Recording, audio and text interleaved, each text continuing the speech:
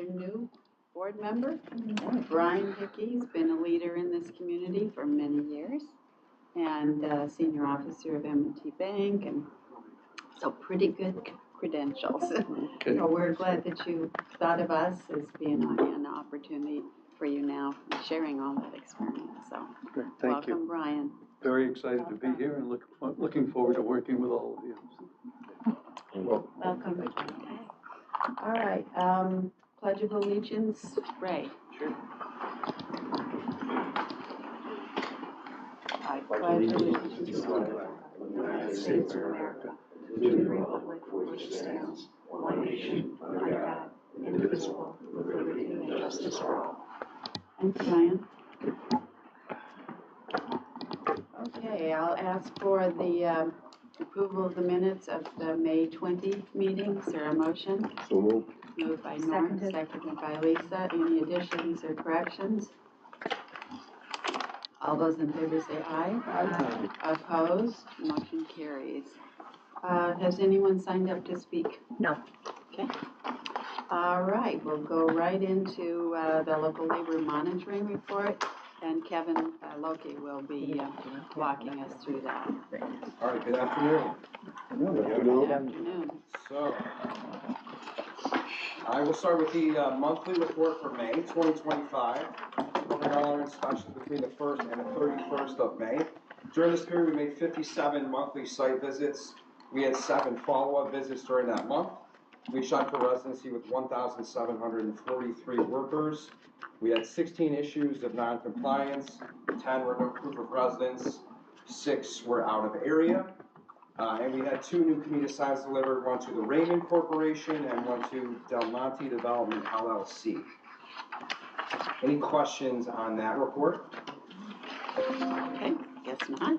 We'll move on to the local labor exemptions report. Okay, this one will take significantly longer, so just bear with me I on was this one. hoping we could just sort of, jump through it. So yeah, this one basically will be all the exemptions we processed in the month of May.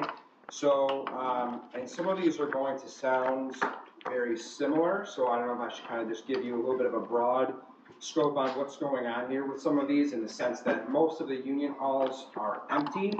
What we've been getting is requests for individual workers from different outfits to come onto these projects, for which we're kind of trying to steer away from that. Instead of having all these individual waivers come in for 2 or 3 or even 1 individual, we're going to try to kind of have a conversation with the unions where we can kind of get a rough count on how many they'd actually like to bring in, where they have to pull from outside of our local unions, so that we avoid having these consistent issues. Construction is booming right now, not only in Monroe County, but all over the state, which of course is a good thing for labor. But as Ray can speak to this too, the halls are empty in many of the different trades, so that's why we're running into a number of these. So particularly for Fairlife, there are a number of waivers that were submitted on these grounds. For Frank Will & Sons, part of Local 33, P&J is part of Local 13, O'Connell Electric is part of Local 86, Danforth is part of Local 13. So again, a lot of these waivers sound quite similar. So I don't know if you want me to bore you and read through all these, I'd be happy to, but that's kind of what the majority of these on this particular report are. And again, we're going to try to avoid this going forward, so there won't be waivers like this, but instead we can get a better conversation with our local workforce to determine a better way to produce these, so we have a more accurate count of where and how many of these people are coming in to these projects. Specifically Fairlife, which of course is a massive project, the biggest one here in Monroe County. Would you like me to read through all of those? What would you like to do on this? Just the out of the area ones, that's all. Oh, we're talking about, Norma, we're past the Right. non-compliance and we're on to the This is the exemption exemptions. request report. Right. All right, okay. Apologies. I'm gonna defer to Ray. Would you like us to read through every single one? I don't think it's required. I mean, they're gonna be pretty much identical. I think you'll see that predominantly it's just they're out of the 9-county geographical region. And Union Hall trying to give the customer what they paid for essentially and give them the most qualified and competent help. So they pull from outside of that. So in order to streamline the process and mitigate some of the paperwork coming in, we've kind of devised a plan that Each respective company that is on site currently would go to their representative, ask for, what would be a quantified number to finish the project, and we'll just roll the route numbers out there, but hypothetically, you need 20, for the expectation to meet manpower demands for the duration of the project, then you would request that, via Haskell on site, and then the team here would review that, and then, again, if it was to hypothetically go over that for a change order or some additional work that would come in, they would go back to the waiver process and then itself. That would allow the personnel to get on site without having to wait in turn to have the waiver Right. come through. It's pretty taxing on the staff. I know Robin has to, she can give them the verbal, but obviously we like to keep everything above board, so this will kind of just streamline the process in that regard. Everyone comfortable with that? Yeah, I mean, I guess it's a good problem to have at this point, And they're supportive of the Yeah. exemptions, yeah. Yeah, we make sure that we have letters from every single rep with each individual union so that we know these things legit. We do our due diligence on them to make sure that, again, we've exhausted every opportunity for that. Obviously, that is the point here, is 100% local labor. But again, this is like the only county that has 100% local labor policy, so you do tend to see more waivers because of that reason. So aside from that, though, as it pertains to Fairlife, there is one waiver that is outside of that scope, as we just mentioned. It's for SMIC under the category of specialized construction. SMIC is being brought in to supplement labor for the ASRS racking system installation at Fairlife. So SMIC is being brought in to help add workforce to the scope that E80 is already performing on the project. E80 was previously issued a specialized waiver for the project to install this ASRS racking system, and SMIC would be adding a total of 10 workers out of Tennessee to supplement that waiver that was previously submitted. Okay, And that was not a waiver that we had processed at the time, by the way, for E80 right, anyways, so I can't speak so much on that one, but I'm just to give you some background on that. okay. All right, any questions for Kevin? All right, So there's a few more that are now not for Fairlife anymore, we're gonna move on. And two of them are also gonna sound quite similar because they're for Henderson Johnson, which is the gypcrete floor leveling scope of work that we've talked about several hundred times now.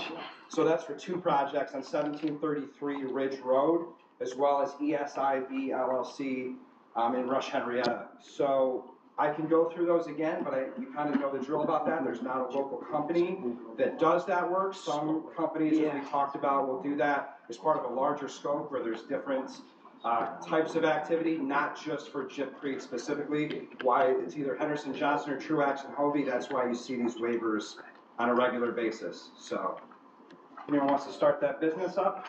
There's a lot of money. Any questions on those two? okay, Kevin. And so the final one, this is also sort of related to Fairlife, is for Unither Manufacturing. We're Crosby Brownlee on behalf of Local 13. They do not have enough people in the hall. They had to bring in up to 10 journeyman workers for that project to supplement labor, to have skilled workers on the project. So again, that kind of goes along with the Fairlife waivers we discussed, where we're having this issue with the union halls being empty at this time. Okay, any questions on that? All right, thank you very much. Thank you, Kevin. Okay, you have a great day. Thanks for your time. Thank you.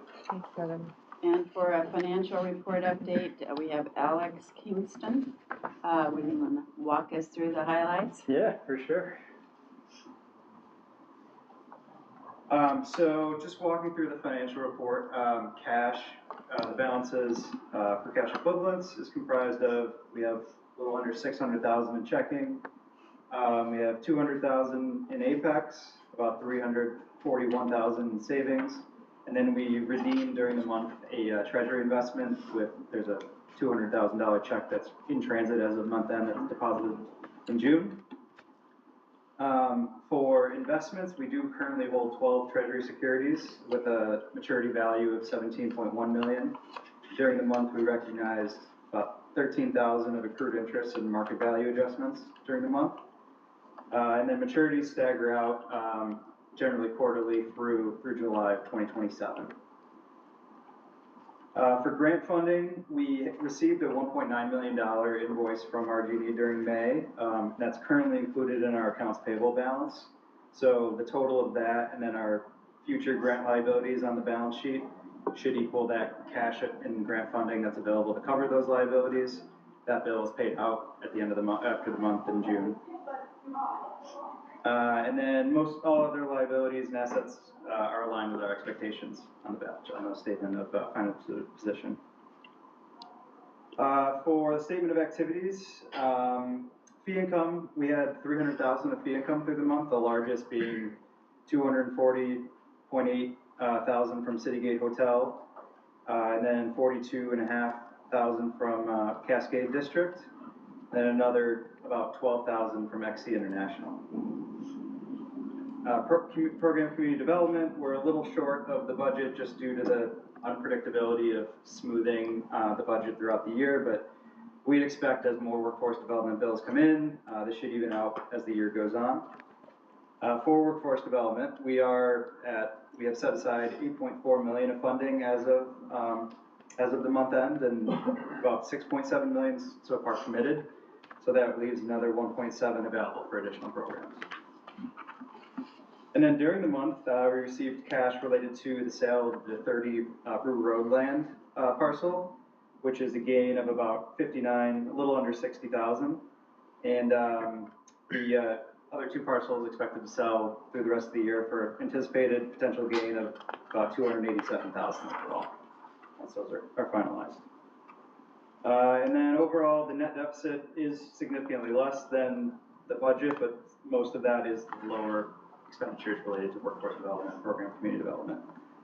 We expect that to even out as the year goes on, and everything else pretty well aligned with what we anticipate. And on the revenue front, we're ahead of budget. Yep.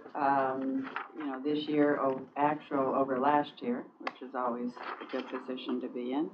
And same with expenses, we're under budget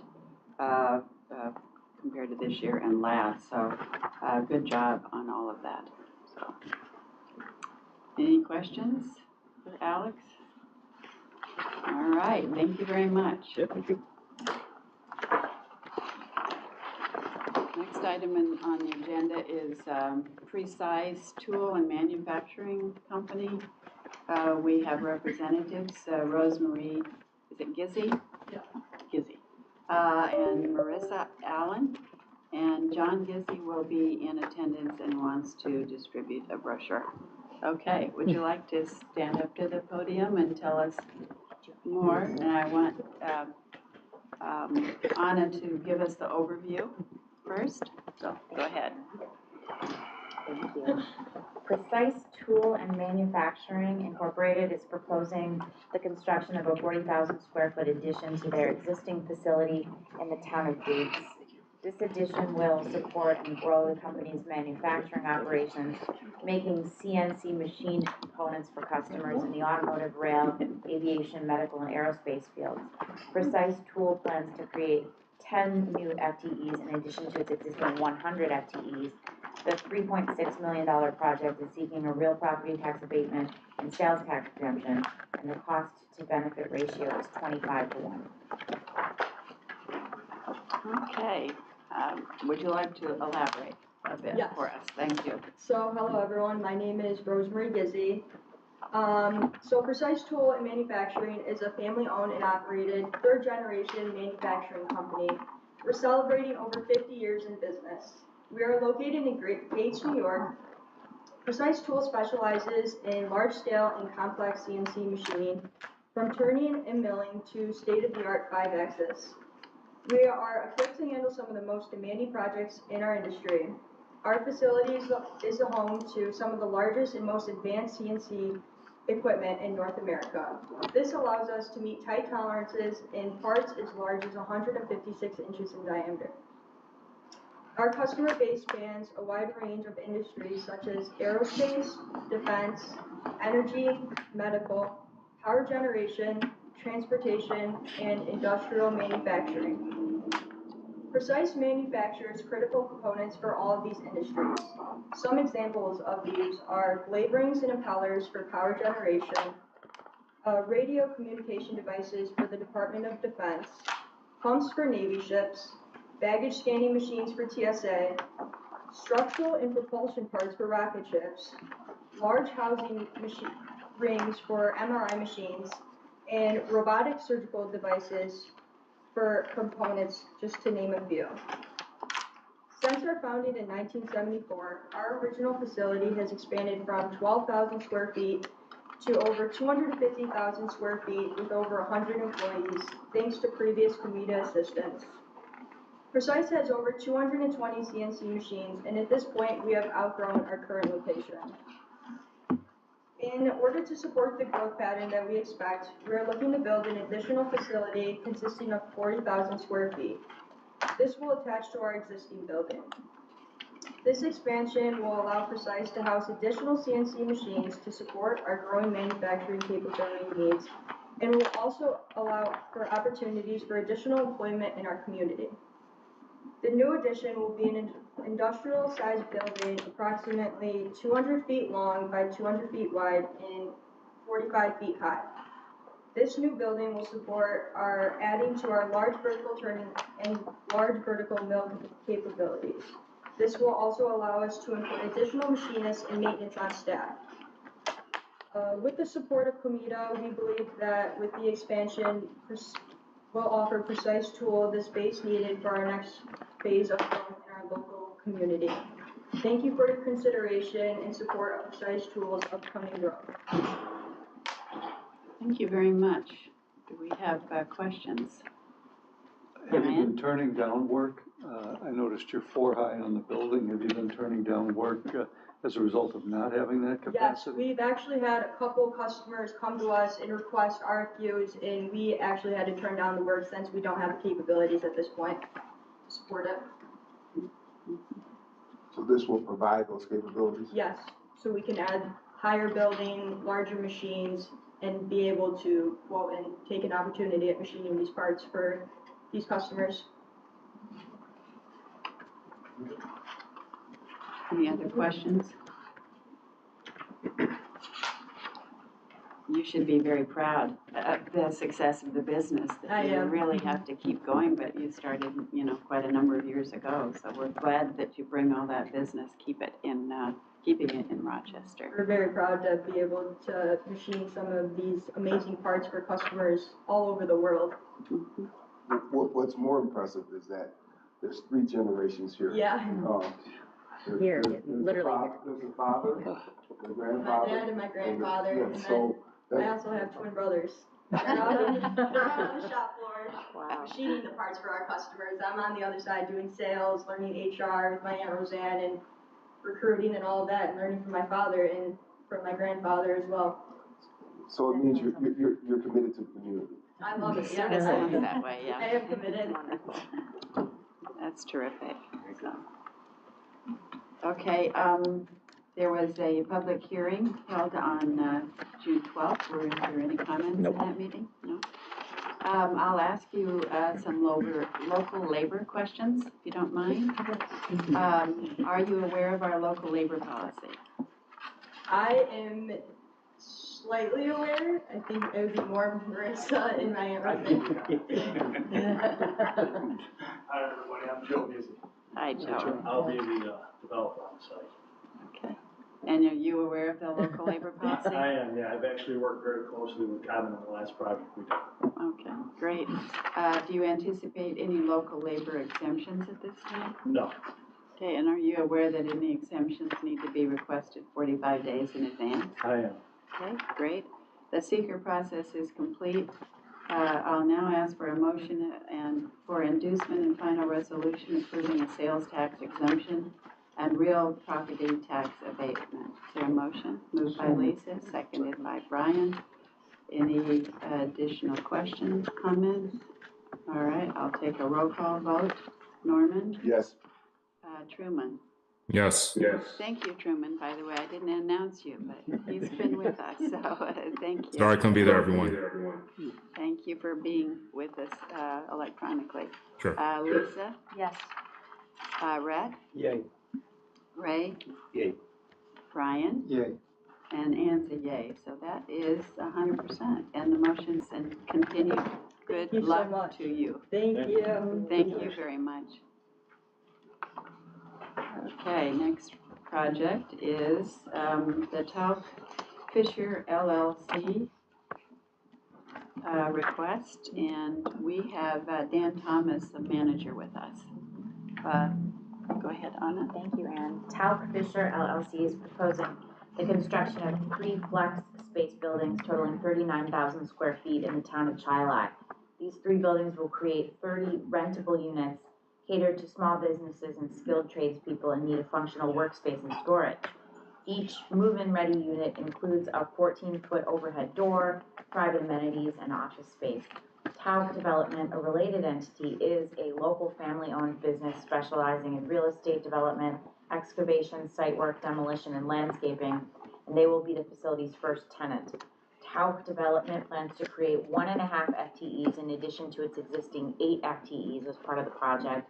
The $5.3 million project is seeking a real property tax abatement, sales and use tax exemption, and partial mortgage recording tax exemption.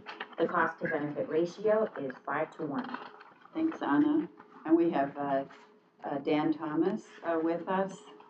Are you the owner Yes, I'm of the developer. business? Yes, that's what it says on page 55.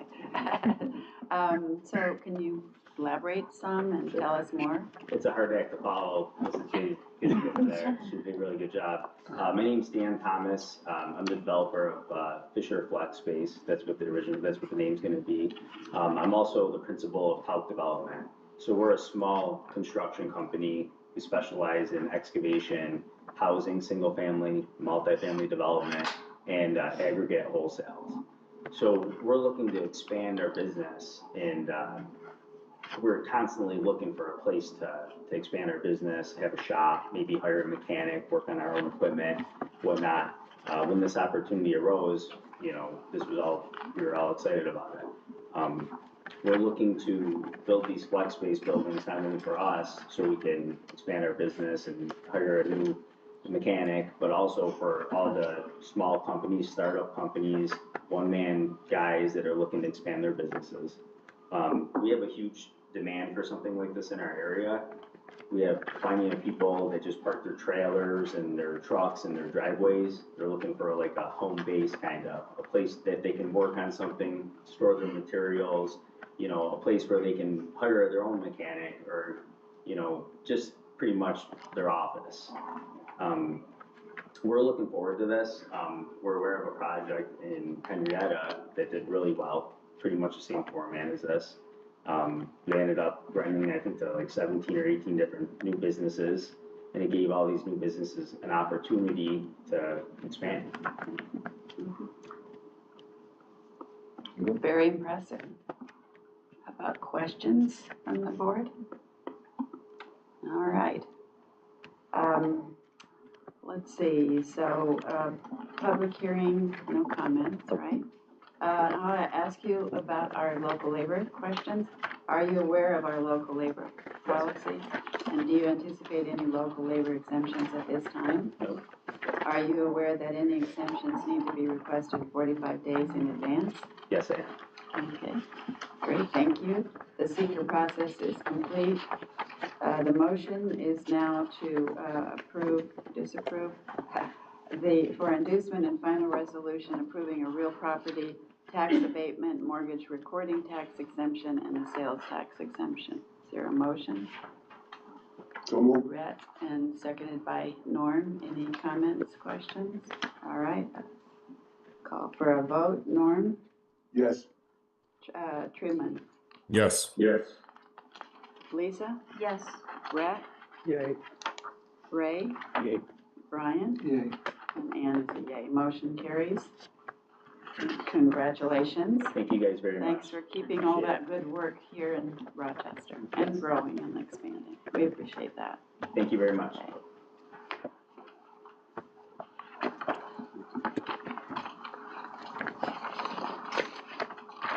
Okay, project modifications. The first one that we have is the Columbus Building Apartments LLC. Thank you, Anne. This is an assignment assumption. In 2015, 50 Chestnut Ventures LLC, the assigner, was approved for a shelter rent abatement, partial mortgage recording tax exemption, and sales tax exemption for the largely vacant 165,000 square foot, 13-story building in the city of Rochester at 50 Chestnut Street. The project renovated existing apartments and converted office space into 75 new market rate apartments. In 2018, the pilot agreement was terminated due to unpaid pilot payments. In 2020, the new owners of 50 Chestnut Ventures LLC requested reinstatement of the pilot agreement, which was approved. At this time, Columbus Building Apartments LLC has entered into an agreement to purchase the building and is requesting approval to assume the real property tax abatement. Okay, we do have a representative, so you are Amy Notice, Yes, my name's Tommy Vice Dotis. President? Yeah. I'm with the buyer, and really we're looking to purchase the property, and we're excited to get operating that building, and we're just requesting that the current abatement transfer over with the sale. Okay. Any questions on that? All right, I'll ask for a motion to approve the sale of the facility and assignment of the real property tax abatement. Is there a motion? Brett? Is there a second? Second. Lisa? Oops. All those in favor say aye. Aye. Opposed? Motion carries. Okay. Thanks for joining us today. Thank you guys, thanks for your time. Thank you. Okay, we have a whole bunch of items here under the executive director, the discussion items. Most of them are on training and such, so I'll let Anna take it. Thank you, Anne. The first item on this list is Rochester Works Enhanced Recovery Services Program, and I'm happy that Dave Seeley is able to join us, the executive director of Rochester Works. This is a program that's received statewide recognition and is actually being replicated by some other regions in New York State. COMIDA funded Rochester Works Enhanced Recovery Services Program in its first year, or well, it wasn't his first year, but we took the mantle from, there was another funder and the dollars ran out, and so COMIDA supported the program. This is, the intent is to address the opioid health crisis in Monroe County, helps to facilitate a pathway to economic independence for those in substance abuse disorder recovery.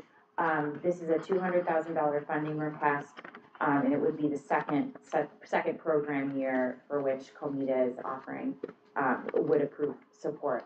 So I'm going to hand it to Dave to add some color commentary and share a status update and also address any questions from the board about the funding request. But the motion would be to approve $200,000 for Rochester Works Enhanced Recovery Services.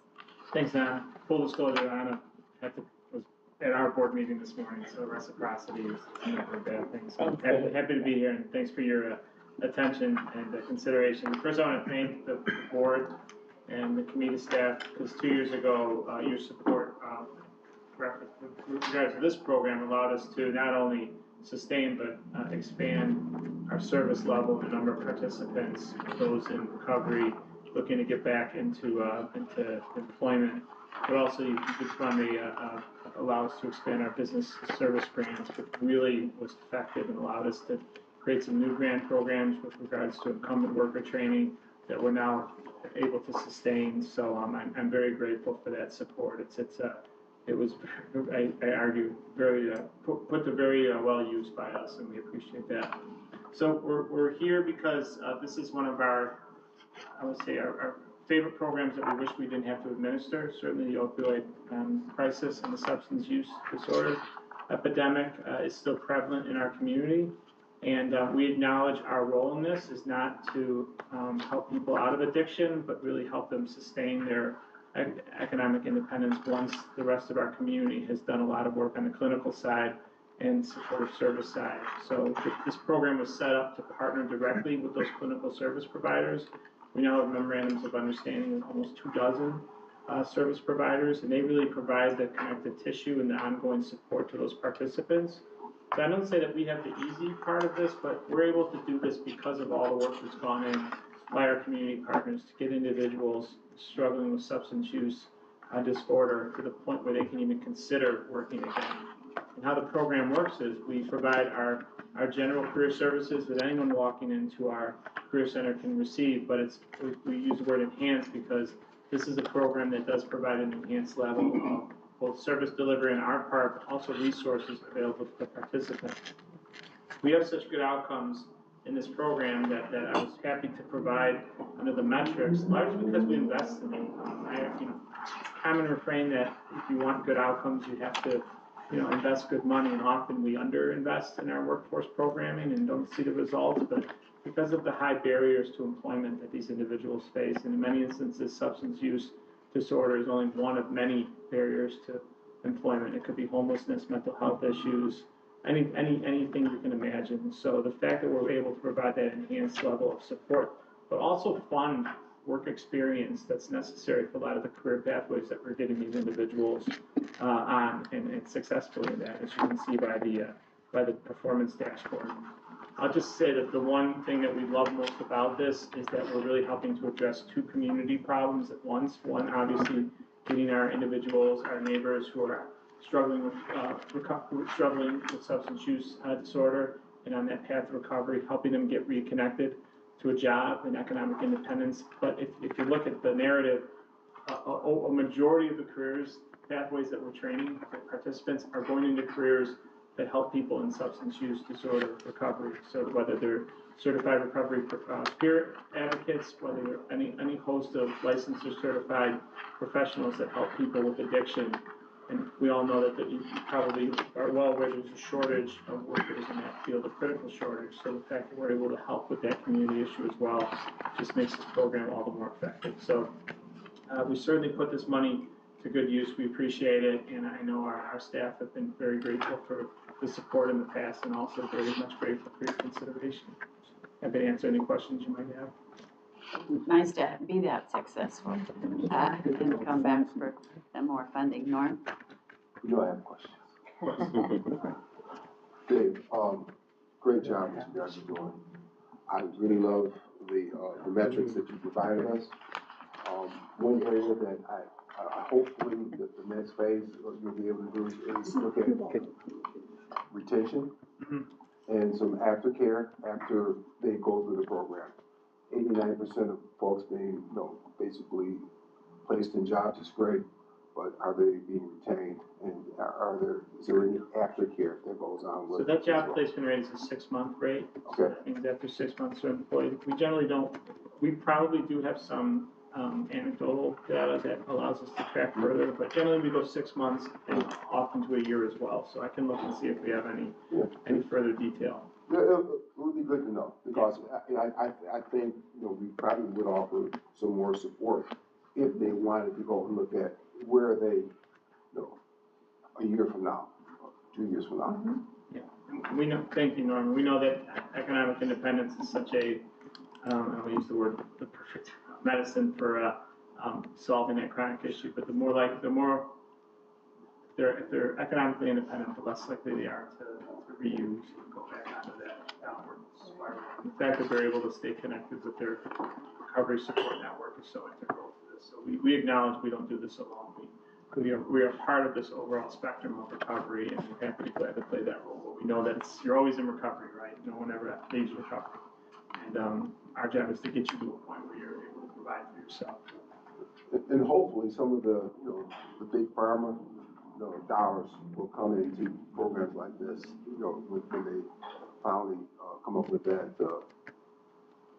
agreement with all the 50 states for the opioids. Yeah, we certainly, if there's an opportunity out there, we inquire, and Anna knows I inquire often about COMIDA funding, but there's other. And I wish we had a stable one funder, but honestly, we put this together to be a patchwork. But we have to diversify our funding because we don't have that one angel funder that's able to just underwrite the whole thing. But we also, the need is there that we want to continue to expand in capacity. So this is very helpful to do that. I think your performance metrics are very impressive. But online, there are participants and the 2 staff members we have dedicated towards this. I wish they could be here, but brevity is not their strength, so they would effectively filibuster the meeting, so they would wait my report back. We're happy to have you here. Thank you for that. Yes, thank you very much for your consideration. Brian? Yeah, just one final point or comment or question. I really like Ray's point, because these numbers, as Howard said, are impressive. But I would think the more data you can provide over a longer period of time, to Norman's point, I think there might be a lot more money out there, not beyond us, with a skilled grant writer. I really, it's great that you brought these numbers, but when you look down the road, is it sticking? Yeah. If there's something that we need to do to make it stick better. Because at the end of the day, we want people to be healthy. We want them to be okay. And if we can help that, that's going to strengthen the community. We talk about workforce. You're talking about we can't find workers. So I think all this, it ties together. So Post-employment data is always one area that we want to venture more into. We're not set up to obtain post-employment data. A lot of it has to be voluntarily provided by the participant or the employer.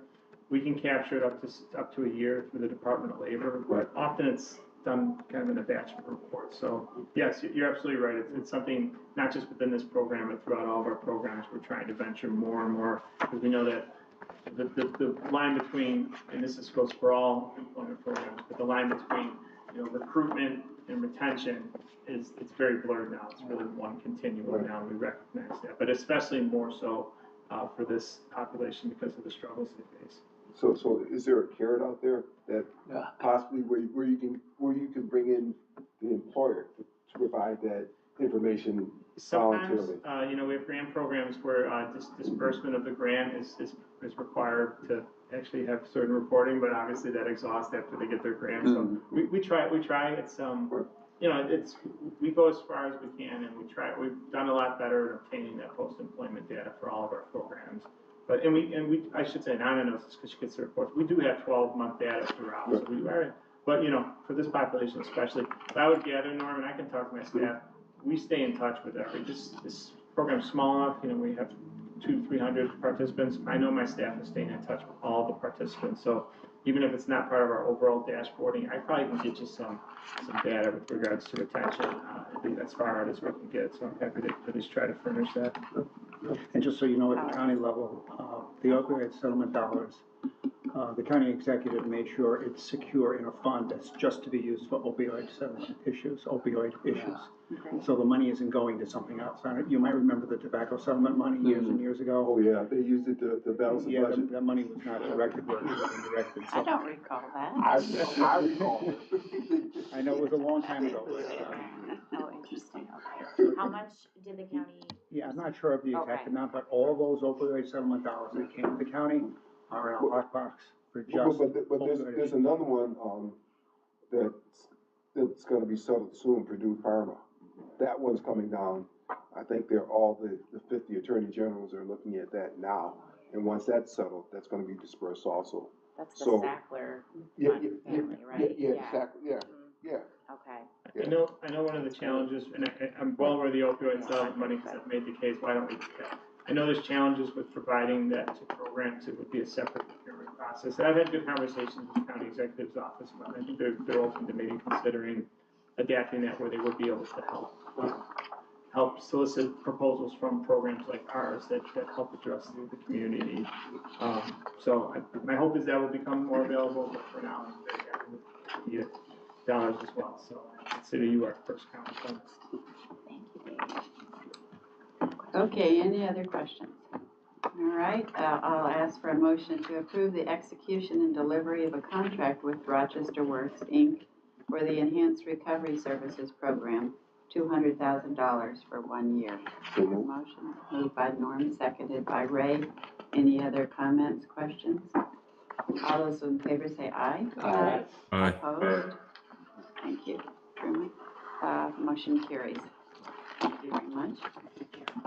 Next item under the Executive Director is the Young CEO Program. Thank you, Anne. I'm pleased to introduce Nikia Vargas, who runs the Young CEO Program.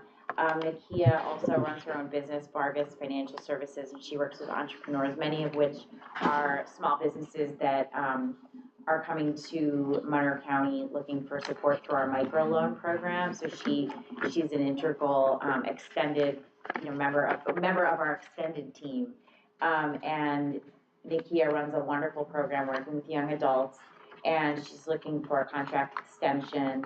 And I'm gonna put Nakia in the hot seat to talk a little bit more about the Young CEO program. This was a program we approved in October of 2024. The current contract expires end of July, and she's looking for an extension into the fall. So welcome, Nakia. Hi, everyone. I'm excited to be here to request extension of the funding for my program.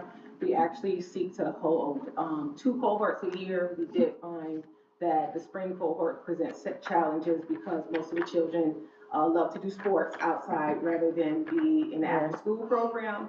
So with some oversight and some consulting, we found that the spring session will probably be better building and doing philanthropy work and grant writing, and we want to just host classes in the fall. So we're seeking that you extend the funding to December 31st so we can host a fall cohort for 2025. We are going to, we also have a waiting list right now of 5 people who want to onboard in the fall, and we're looking to graduate 15.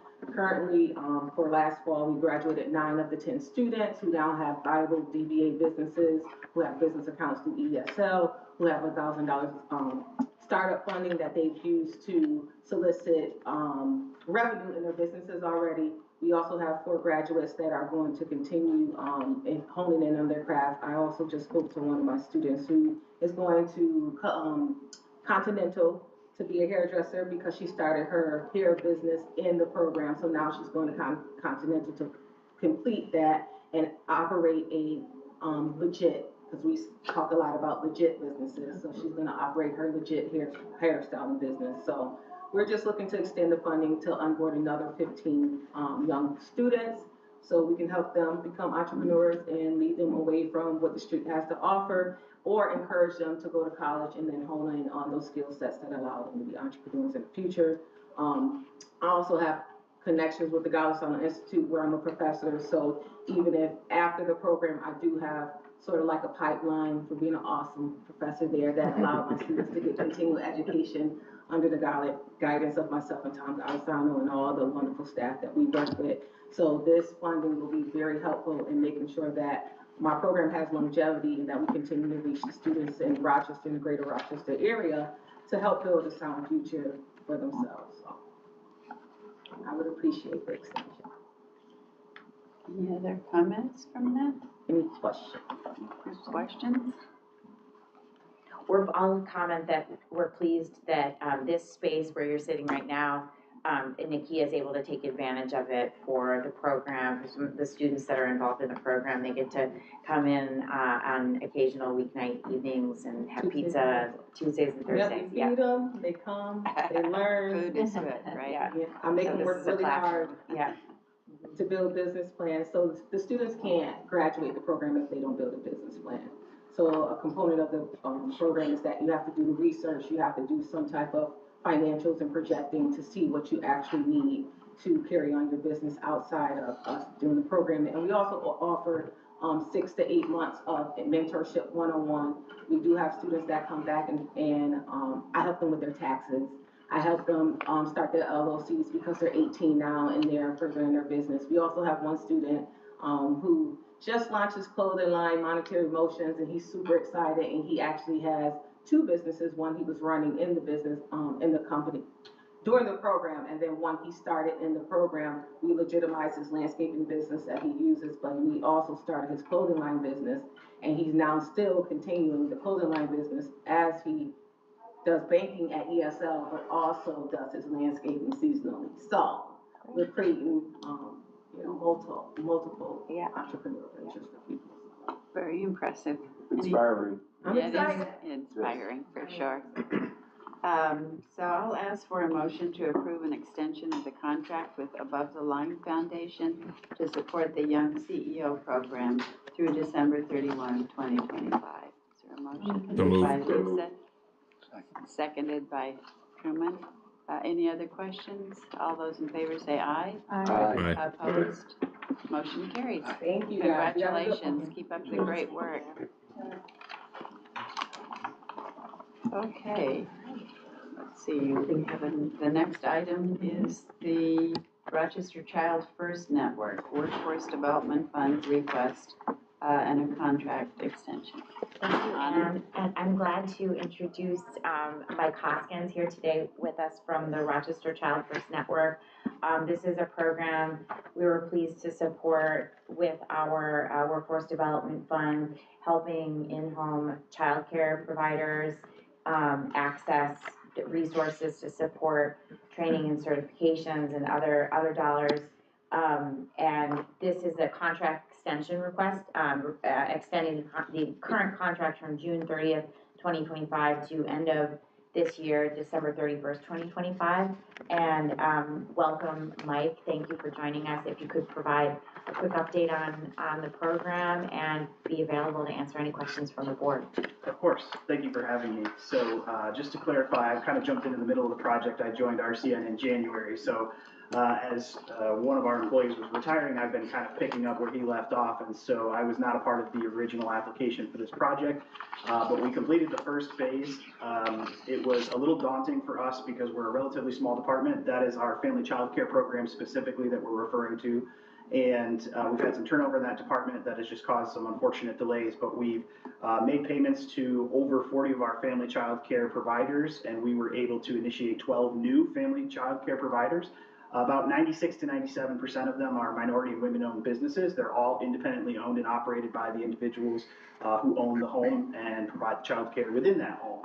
So the second, third, and fourth phases are really all part of the same piece, which is providing larger support for projects that they may need to provide safety and security enhancements to their home, whether it be their front porch, stairs, fencing in their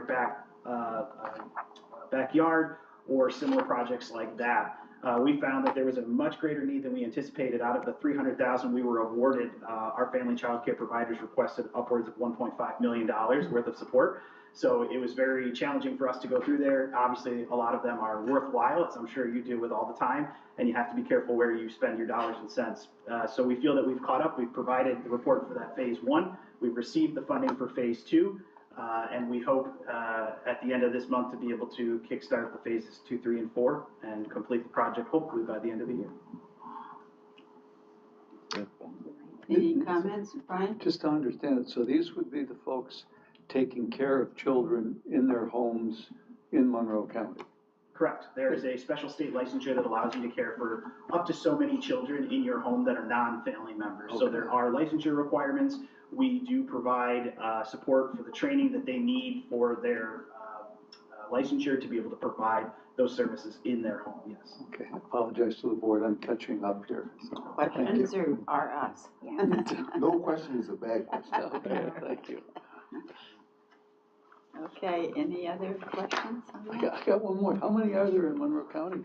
So we're one of 3 providers that facilitates family child care providers. The Child Care Council of Rochester and Community Place are the other 2. I don't have those figures, but we support about 110 individual family child care providers.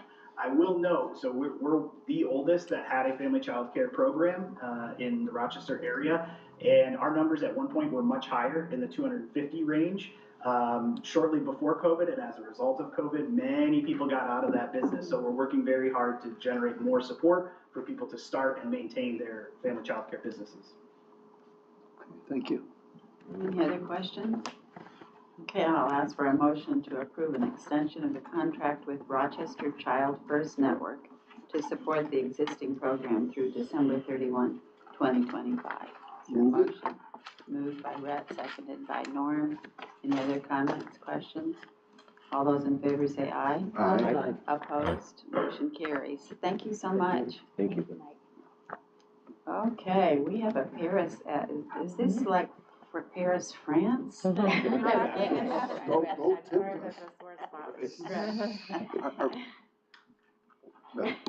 us. Tell us the good news. I'm going to let Robin and Allison share their good news because this is their labor of love, we'll call it, throughout the first part of the year. Yeah. Labor of love. Shelley says she loves Not it. true. So we did get it submitted at the end of May. Our goal was to get it submitted by June 1st, so we did that. Again, full disclosure, it is due before that, but we make sure we have accuracy over, what's the word I'm looking for? Yeah, that's it.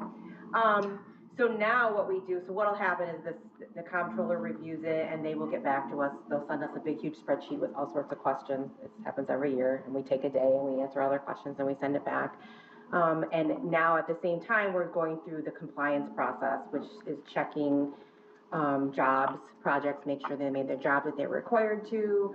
And then, you know, if they didn't, then we reach out to them, ask them to complete paperwork to request a waiver, and we're working on that right now, and we'll have the compliance committee meet probably end of July to kind of go over that process. And that's where we are. So congratulations. I know that is not a labor of love. Well, no. Don't we have new systems and We software? do. I was gonna ask that question. Right. And I will say, it did go quicker this year because of that. And we also, part of what took me so long this year was setting it up for next year, so that next year it's really gonna be, we might actually be able, well, I guess if we don't get stuff. Could I ask two of you a question? So the questions that come from the controller, are they similar year after year, or are they always different? I'd say so. Similar. We know what Similar they're in gonna ask. nature. So it'll be like, they're questioning typos, if they're, you know, things like why, you know, because the new system will reduce the number of typos because we were hand entering everything, and now it's gonna be an upload.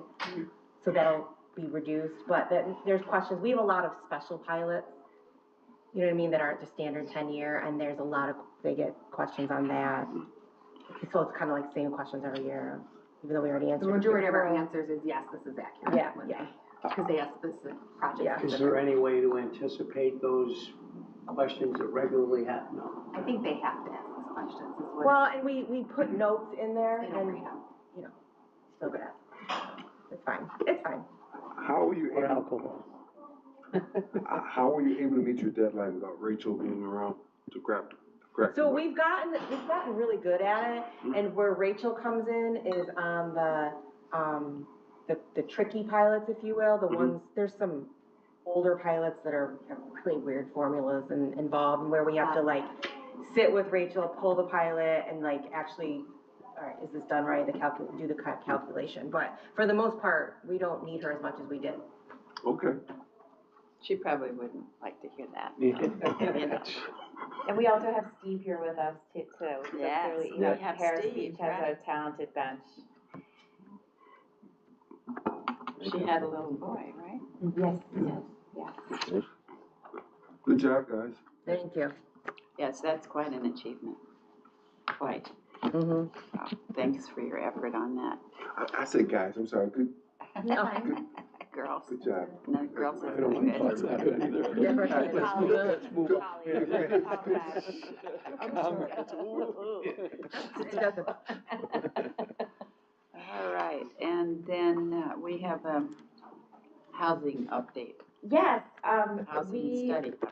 the housing study, so COMIDA has commissioned a housing market assessment for Monroe County to help better inform COMIDA's housing incentives policy. And our contractors at MRB Group, the consultants, are making great progress interviewing many local stakeholders, namely developers and people who are subject matter experts on the state of the local housing market. And so we are looking at having Michael Andolo and Tracy Verrier from the MRB Group with us at the July 15th board meeting to give more of a comprehensive update. But they've completed the first 5 tasks from their initial proposal. We can resend that proposal to everyone if you don't have that copy electronically. And I'm also happy, on the county side of things, we are working on an update to the county's comprehensive plan, the first update to the comp plan for the county in now reaching over 45 years. And those consultants working with Monroe County are going to be able to benefit from some of the data that's being collected by MRB Group for this exercise. And I would be remiss if I didn't point out that COMIDA is footing the bill or provided the funds to Monroe County to support the update to the county's comprehensive plan. So a lot of synergistic dynamics underway, but data is good, and you can't make good policy decisions without being armed with strong, accurate, and current data. So looking forward to a longer, more prolific update in July. When will we get the full study, the completion of the full study? We are looking at It's supposed to be 6 months from, right? Right, initial- so looking at before the end of 2025. It'll be before that. Yes, so it'll probably be in the fall. Yeah, it'll be And- early fall. So when they come next month, it'll be, Sort of You'll know halfway. better. you'll all know a lot more and be able to provide a lot more guidance based, because they're gonna be sharing all their data, all their research, and all their results from their interviews. So Great. they're gonna present all that and then look to you all to get more feedback. Great. Good. Great. Any more items? Your dashboard is on page 92. Nothing earth-shattering to report here. In terms of project volume, we're progressing at about the same pace as we did last year, with slightly more on the sales tax only projects in terms of project volume. But we had a couple of larger deals last year that represent higher figures on the jobs and investment categories for 2024 than what we may be likely to see by end of year for 2025, but we'll just have to see. But we can continue to see projects coming in the door. And then Alex gave us a good update on where we are with the Workforce Development Fund. And Robin and I had a conversation with one of the local taxing jurisdictions about one potential solar project that we might see come to us, but it's TBD depending on the taxing jurisdiction's support for any benefits on that particular solar project. But obviously, as you know, we haven't had a proliferation of solar projects since we've taken that portfolio from Monroe County. And that's everything. I always welcome your questions or comments. Where's that solar project? Town of Shiloh. Where? Archer Road, off of our Archer Road. So it's still subject to planning board review and approval. And Robin and I met with the town supervisor, Dave Dunning, this morning just to go over some things. And Meg? How many megawatts? 2.5, It was 3. 3.5, 3 megawatts. It's not big. Truman, you have a question? Or you just No, waiting? I'm sorry. I just I sent a chat. Unfortunately, I have a hard stop at 1 p.m., so I have to drop off now. But thank you for the Zoom accommodation, and obviously great job, everyone. I'll see you at the next meeting. Thank you, Truman. All right, thank you. Bye-bye. Are there any other discussion items or questions or anything else? Okay, our next meeting is just. I'm sorry. Sorry, Brian. When you're new at the meeting, I always promised myself not to ask any questions and just listen and learn. But if I could for a moment, Absolutely. and this may be for Robin or Anna and her staff, but I looked at the talc. I call it a deal because I was in the business of looking at deals for so many years. And the packages are really impressive, and I think I need more orientation in terms of understanding the earnings part, or the so-called earnings or benefits to the county. I want to understand the variables and the formulas, so I'm not sure should I work with on that. Yeah, we can follow up with you Okay. offline, and it's always good edification for everyone to get a peek under the hood at how I think you're talking about our cost benefit Yes, yeah. analysis. MRB Group, who's doing our housing study, has a tool, an econometrics type tool that allows us to gauge the economic impacts for each project and calculate the cost benefit ratio. So we can share some more information with you about how that's calculated. That's also notably, it's a requirement of the state that there's I think state law requires that industrial development agencies assess the cost benefit ratio when we're looking at projects. Okay. Mhm. And then the only question I had is on TOW. I noticed there was a 5-to-1 cost benefit ratio, which compared to some of the other projects, now I have a sample of 2 meetings, Right. seemed pretty modest, and it's a spec deal. Now, as a lender, Right. Mhm. yeah, and then, of course, as a lender, I think, what kind of cash flow is he throwing off if they're the only tenant? And where does that put us with a 10-year commitment? And so I hope, and it's an 85% loan to cost deal, and typically we'd lend at 70%, so, on an appraised value. So it just seemed like, is it our job generally to look at riskier deals and then riskier, I have to take my bank hat off, versus the county? So I'm just hoping to maybe have some conversations, maybe offline, that would help me become educated on how to, what lens to look at, and if I need to shift my risk-oriented lens. So. Well, all of us can get a regular update too. Yes. Just for, Right, just those for same ongoing questions, right. learning. The reason for, when spec projects, spec builds come in front of the industrial development agency, the cost to benefit ratio is gonna be lower because we don't, the job creation projections are Gotcha. lower. Okay. As a function of it being a spec build and the tenants aren't necessarily lined up. Yeah.